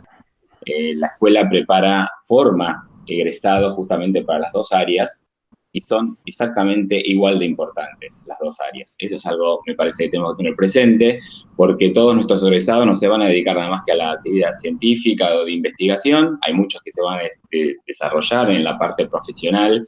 Y hoy, por ejemplo, tuvimos una excelente presentación de una especialización en teledetección, donde analiza todo el tema del foco de los incendios en Patagonia, la regeneración de los lugares que se incendian, cómo analizarlo, cómo prevenirlo, o cómo por lo menos monitorearlo. Y hoy por hoy con el diario sabemos lo importante que está teniendo el tema de los incendios y el mal monitoreo o previsión de esa ocurrencia. Así que me parece, con ese ejemplo, quiero decir que es tan importante un trabajo en el área profesional como esta tesis, que efectivamente es una verdadera tesis de doctorado, porque ha analizado un montón de escalas, ha tenido que hacer necesariamente un recorte de la realidad, como se hace siempre cuando se hace una aproximación experimental, pero tiene un nivel de análisis y de profundidad y de escalas que es verdaderamente una tesis de doctorado. Siempre es difícil armar un rompecabezas, y lo que está haciendo hace años el grupo de Diego, con también Roberto, obviamente, que fue su director y que es atrás de todo esto, y su codirector, y todo el grupo desde la época de los trabajos de Vallaré, Casal y Guerza con las malezas, es tratar de entender una cosa mucho más compleja, que yo siempre dije, si yo acá entiendo lo que es el maíz, toda una comunidad de malezas en mi cabeza no me entra, y sabemos que, claro, son distintas especies con distintas particularidades, está todo lo que aportaba nuestro colega de España, que lo complejiza aún más, y que seguramente sería más complejo si miráramos mucho más cosas, pero lo interesante es ver que la modelización nos demuestra que cuando uno recorta las cosas, puede empezar a entender los procesos, y qué importante que es entender estos procesos en un ecosistema, y para futuras planificaciones de lo que puede ser el manejo de estas comunidades de especies que uno mal las llama malezas, porque son especies vegetales que coexisten con el cultivo, y que de alguna manera entender cómo funcionan hará un manejo adecuado y no solamente basado en la aplicación de agroquímicos. Así que, Rocío, me parece sumamente importantísimo tu trabajo, que haya llegado a esta instancia. Vos sabés además que para mí, yo estoy muy contento porque tengo una relación también afectiva ha sido compañera mía dando clase en producción de granos, y bueno, como pasó la semana pasada con Marian, o esta semana, ya ni sé cuándo fue, son personas que tengo mucho aprecio, como también justamente era la persona que defendía hoy la especialización, que había sido pasante mío hace muchos años atrás en el grupo de la cátedra. Bueno, dicho esto, también quiero agradecer, por supuesto, al comité evaluador. Me parece que ha tenido un comité de lujo, con especialistas de distintas disciplinas. Es una alegría tenerlo a Javier, y a tener nuestra colega de España, y a Chantre también, tenerlo, que él estaba muy contento de que haya sido convocado, y verdaderamente estamos muy contentos de convocarlo y que haya aceptado a estar con nosotros. Así que eso está muy bien. Lo felicito a Diego, lo felicito a Roberto, que son colegas amigos, y que sé de la rigurosidad con que encaran los trabajos, y la rigurosidad que exigen también a sus dirigidos. Así que, más allá de pedirle perdón, Diego, a Rocío, me parece que es un poquito lo que hay que hacer. Siempre todos somos muy rigurosos en el trabajo, y está bueno que así lo seamos, porque así son los productos finales, como tu publicación, que también acaban de destacar. Dicho eso, y para contestar un par de cosas a Javier, bueno, básicamente lo que tenemos que considerar es que, obviamente, que el objetivo de una tesis son las publicaciones. Las publicaciones tienen que estar de todas las tesis de maestría y doctorado, e incluso de trabajos finales. Debería haber una tesis, un trabajo que documente y que se sea sometido a evaluadores externos y de calidad. Poder asociar eso a la finalización es algo que siempre está en discusión. Yo lo he llevado a la discusión de la comisión académica. Es cierto que es necesario. Es cierto que es complicado implementarlo, porque después tenés casos como, efectivamente, como vos nombrás, u otras universidades que lo exigen, y entonces después tenés la trampa ante eso, que es publicar cualquier cosa en cualquier revista, y con eso cumplís que publicaste algo. Entonces, es complicado. Implementarlo es complicado. Es lo ideal. En algunas personas es necesario, porque si pedís una beca postdoc, si no tenés un paper, no te va a salir la beca postdoc. Así que está casi implícito en cierta continuidad. Y es algo que lo estamos pensando, pero no es sencillo de resolver. No es la verdad al 100% de los casos. La otra cuestión lo cual nos dice que se sigue pensando, Javi, es así, es cierto. está en la cabeza. Yo también soy de esa idea, pero me han demostrado que hay veces que no necesariamente asegura la calidad de los productos finales a tener esa exigencia.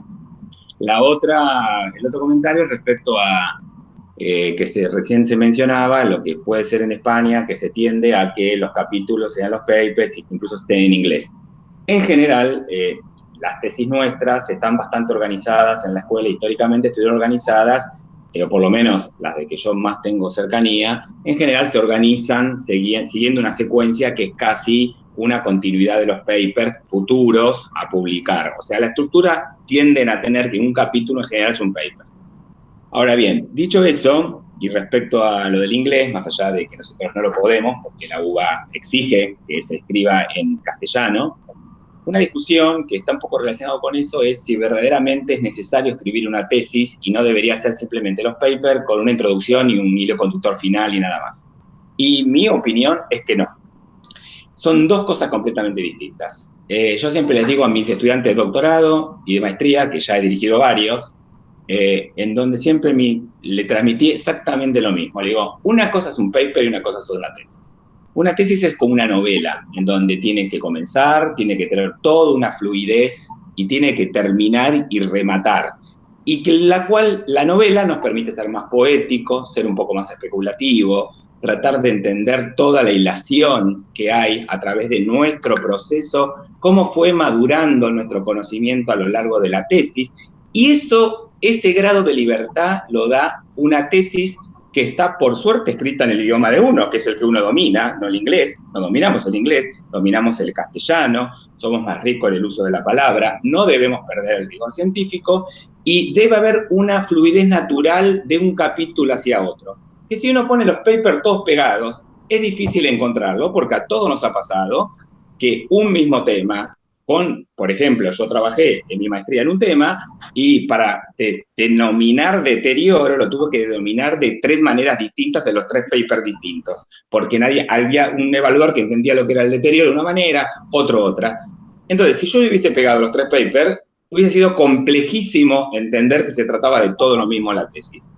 A mí me parece que es válido que nosotros, a su vez, como educadores, al menos en Argentina y al menos valoramos mucho que lo que es la escritura, lo que es la transmisión de la escritura, de los conocimientos, del aprendizaje que logra una tesis. Entonces nos parece, como escuela, que nosotros les exigimos las 2 cosas a nuestros egresados. Lo que es escribir una tesis en donde tiene una cierta estructura y nos damos nosotros la última oportunidad como educadores de evaluar en nuestros egresados si ellos han podido desarrollar esa habilidad. Y por otro lado también, como dice Javier, les tenemos que exigir que luego haya un recorte de esa tesis en paper publicables en las disciplinas y con toda la estructura de la escritura de un paper, que es bastante distinta a la escritura de una tesis.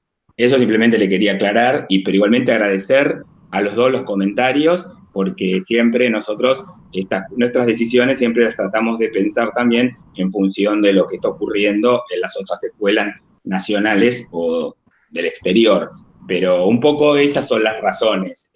Hay muchas discusiones, incluso sobre el tema de las defensas de las tesis, si verdaderamente tiene que haber una defensa, no tiene que haber una defensa, si el evaluador tiene que llegar con las observaciones el día de la defensa y no enviárselas antes al alumno. Bueno, todas esas se discuten, se replantean todo el tiempo, se modifican si consideramos que la realidad ha ido cambiando. La defensa de hoy claramente es un ejemplo de la adaptación a la realidad que nos tocó y bueno, y estamos haciendo una defensa que por más que digamos que es no presencial, para mí es presencial porque yo le estoy viendo la cara a todos y estoy conversando y discutiendo con todos.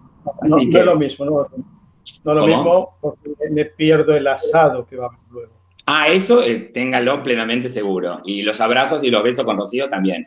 Sí. Así que, bueno, listo. Discúlpenme por la extensión. Sí, cuando he hecho eso de la tesis, esto no tendríamos que sentar como una copa de buen vino argentino y hablar sobre este tema. Nosotros las tesis no es obligatorio hacerlo en inglés. Lo que pasa hay un doctorado en inglés que permite luego acceder más fácilmente a las becas. Y segundo, todo, aunque se hagan capítulos en inglés o capítulos para publicar, la tesis tiene que tener una estructura. O sea, tiene una introducción general y tiene luego una discusión general que sea todo un compendio. O sea, no son pegar por pegar papers. Claro, claro. Muy bien, muy bien. Entonces, es un tema, ya digo, amplio, y si algún día tengo oportunidad de ir otra vez por allí, por Argentina, por la universidad, pues estaría encantado en que me invitases a tomar una copa de vino argentino y hablar ¿Cómo no? de este tema que podríamos hablar muchísimo. Sí, cómo no. Batla nos prepara un buen vacío a la parrilla y yo llevo el Malbec y charlamos tranquilos. Y le invitamos a Javier y a Guillermo también. Asado pendiente para la próxima visita. Exacto. Bueno, muchísimas gracias a todos nuevamente. Queda la deuda en pie. Bueno, gracias a todos. Gracias a Rocío por su presentación, que abrió debate sobre temas más allá de la tesis. Cerramos entonces aquí la defensa y quedan en línea solo el jurado y el director de tesis en principio. Nos despedimos.